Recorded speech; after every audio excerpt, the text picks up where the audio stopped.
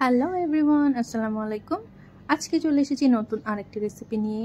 আর এটি কোনো রেসিপি নয়, আসলে এটি সন্ধ্যাবেলার বিকালবেলার সব থেকে মজাদার একটা খাবার, যেটা আমাদের সকলেরই পছন্দ। এটা বানাতে আমি নিয়ে নিয়েছি মুড়ি, চানাচুর, সিঙ্গারা, বাদাম, আর এখানে নিয়েছি পেঁয়াজ কুচি, শসা কুচি, টমেটো কুচি, আর একটা নিয়েছি লেবু।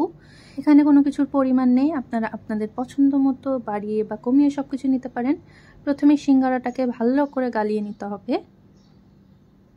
আমার যতটুকু গায়ে জোর আছে সব জোরটুকু দিয়ে আমি সিঙ্গারাটাকে ভালো করে গালিয়ে নিয়েছি।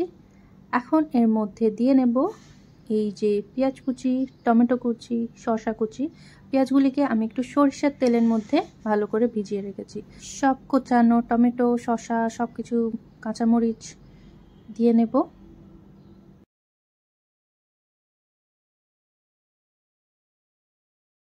ছোট্ট একটা টিপস আপনাদের জন্য, মুড়িটি বানানোর সাথে সাথে খেয়ে ফেলতে হবে, তা না হলে মুড়িটি নরম হয়ে যাবে আর আপনারা যখন চিবাবেন আপনাদের দাঁত ব্যথা করবে, যেটা আমি কখনোই চাই না। তাই ঝটাঝট বানিয়ে ফটাফট খেয়ে ফেলবেন। এর মধ্যে লেবুটিকে ভালো করে চিপড়ে রসগুলো বার করে নেব।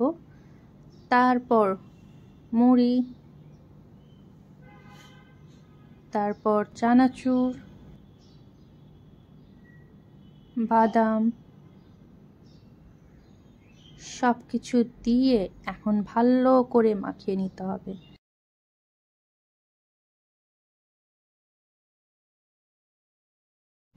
খুব ভালো করে মাখিয়ে নেব। এখন দেখেই আমার খেতে ইচ্ছা করছে। এই যে আমাদের মশলা মুড়ি রেডি। সকালে, দুপুরে, সন্ধ্যায় যখনই ঝাল ঝাল খেতে মন চায় আপনারা এটা বানিয়ে খেতে পারেন। কার কার মুড়ি মাখানো খেতে পছন্দ আপনারা কমেন্টে লিখে জানাতে ভুলবেন না। চলুন আজকে এই পর্যন্ত। আল্লাহ হাফিজ।